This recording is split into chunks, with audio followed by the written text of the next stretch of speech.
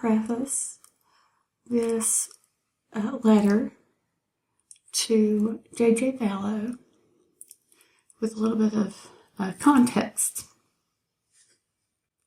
So I didn't listen to much of Lori Vallow's trial. I don't really, other than updates, I don't really care. She can go do whatever. I'm not giving that woman attention. I'm not giving that woman much attention.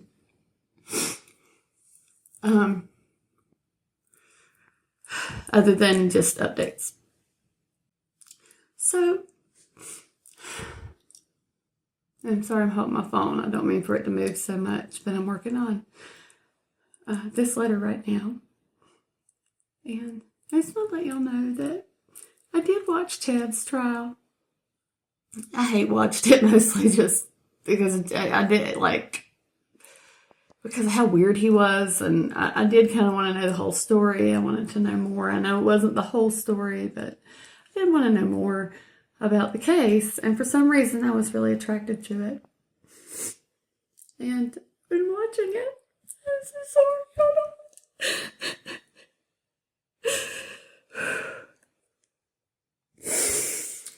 I've been crying about this for a while, so it's a little easier for me to compose myself right now.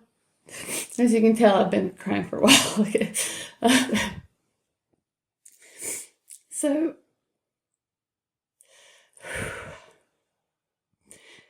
watching that trial, I really realized that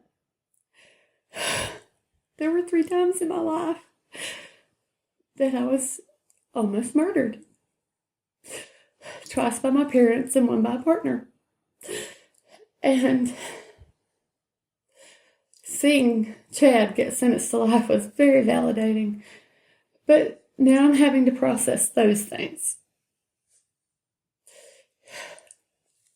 Yes, I want justice for Charles, and that's the only reason I pay attention to the Lori Vallow updates. I wanted to go to the trial in Arizona. When it was, when I was able to go. I'm not able to go now because I am leaving the country. I said, I am leaving the country. I couldn't afford it. I couldn't afford it 8 years ago. Now I can afford it. And I'm sorry, it's because I'm in the middle of my PTSD journey. I can't stay here and watch people suffer.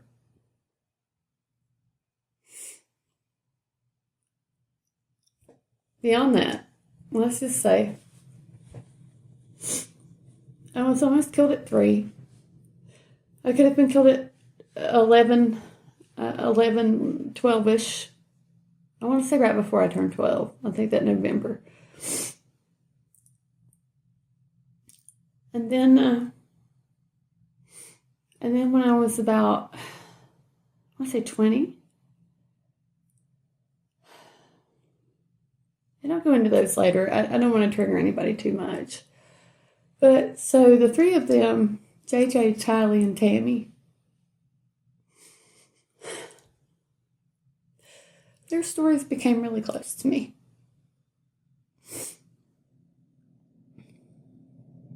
And they got me interested in my own story. However, I don't remember a lot of my own story. So, things are coming back. That's why I have this channel. Things are coming back. But JJ, Tylee, and Tammy really opened my eyes. Their stories really opened my eyes. I was a teacher.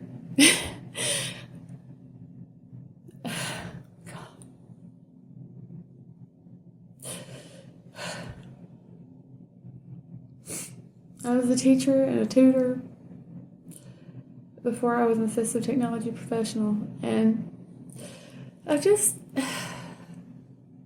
so I have, God, Tylee, I experienced so much gaslighting from my mother.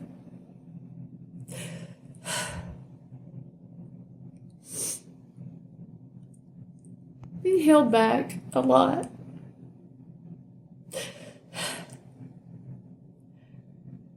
Getting put down, a lot of backhanded compliments, things like that. Something parents should not do to their children. And yes, I found some more of my handwritten letters last night, so the ones that are handwritten, I'll actually come on here and read. On video and read. The others I just happened to have typed because that was where I was when I had the memory and was in my feelings. So, I'm writing letters to them. So I will be. So this first one's to JJ, and I'm not finished with it yet. I've written out quite a bit of it. I think I've got a couple paragraphs that just float out of me.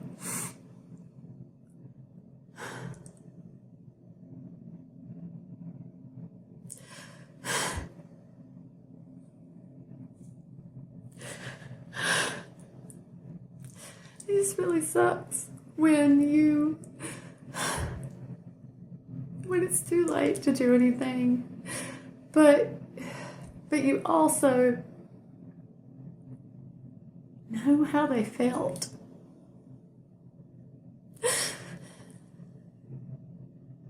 You may not remember everything, but when you hear it, you get those emotional flashbacks. And that's why, again, I put trigger warning. I definitely got an emotional flashback when I heard those things. I had an emotional flashback writing JJ this letter.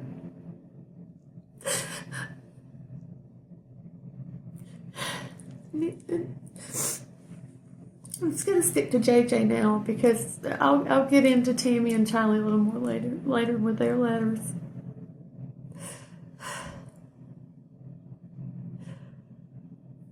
But I'm a former special education teacher as well.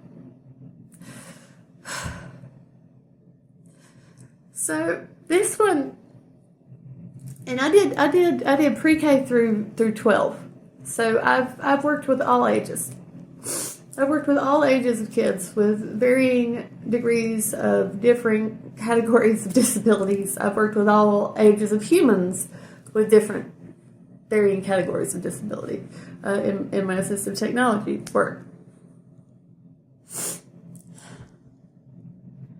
And to understand that,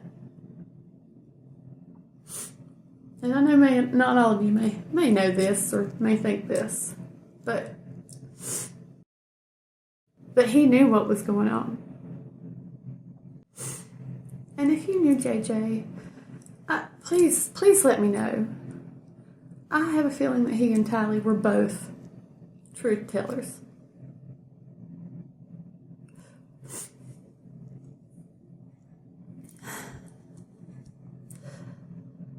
And to know what that's like, because it's very hard. It was very hard for me to keep my mouth shut as a child when things were wrong, when I was being treated wrong or other people were being treated wrong, and it still is. Hey,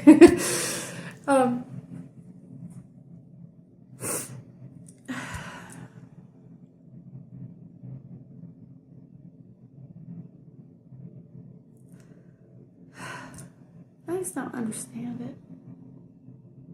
I will never understand.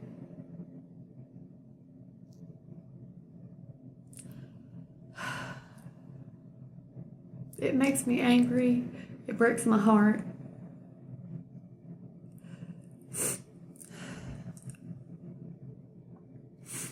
And to know how much his teachers more than likely enjoyed him. I bet he was so much fun in the classroom. I bet he was a hoot. And just from what I've heard, people that knew him, say,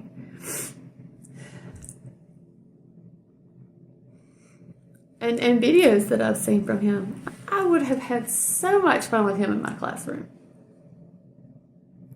I would have had so much fun with him in my classroom.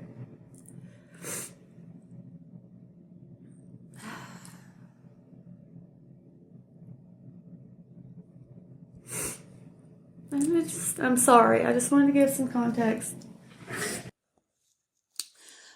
Sorry if you couldn't tell I needed a tissue. So I'm sorry if it was dripping there and a little bit offensive. So, I just want to say that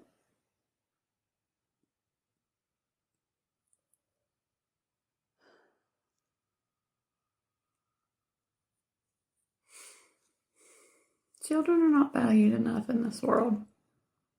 And yes, I don't have children. And yes, I set up strict boundaries around neighbors with children because I know better. I know that, I know better. So I know I cannot be nice to neighbors' children because I know I will get asked to babysit. So I just set up boundaries right away. Sorry, y'all, but I ain't your babysitter. Anyway, I did that. I'm done. Anyway. It still breaks my heart to see this world. It still breaks my heart for the children that this is happening to, that have to endure this. Because so many of us know, if we've really, good God, I mean, JJ and Tylee and Tammy, this letter will be for JJ. Those three opened my eyes to my childhood and young adulthood. And I can't thank them enough. I can't thank them enough.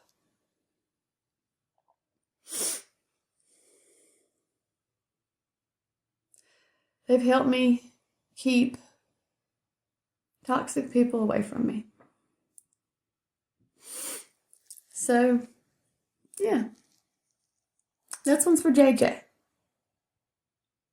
Thank you, JJ. Thank you for listening to the introduction. I have finally completed the letter. Here we go. Dear JJ, you may not have felt as such in your final days, but there are people to whom you brought a light into their lives. For some, it was sadly only after you were taken in such a horrendous way. You were so loved, and many more people now hold you in their hearts. So many of us who survived our parents will be connected to you. Your sweet voice and face will always bring a smile to so many who never knew you personally. When I hear AC/DC, I will think of you and your toy band, but also about the rock star that you could have been. I can see you in a band, or composing and writing your own music and lyrics. I hear you were pretty smart. This world is at a loss without you. I'm grateful that your family shared your story and that justice was served for you. Rock on, JJ.